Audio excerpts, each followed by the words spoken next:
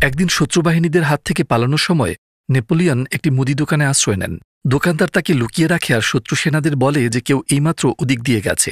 পরে নেপোলিয়নের রক্ষীরা মুদি দোকানে এলে নেপোলিয়ন তার গোপন স্থান থেকে বেরিয়ে আসেন। নেপোলিয়নকে হয়তো আর কখনো দেখতে পাবেন না ভেবে মুদি তাকে একটা প্রশ্ন করল, স্যার, আমার কৌতূহল ক্ষমা করুন, কিন্তু মৃত্যুর এত কাছাকাছি থাকতে কেমন লাগে? নেপোলিয়ন হঠাৎ রেগে গেলেন।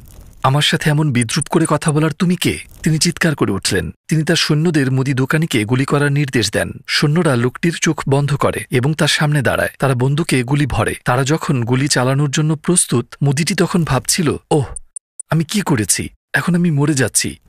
তার হৃদস্পন্দন অনেক বেড়ে গেল।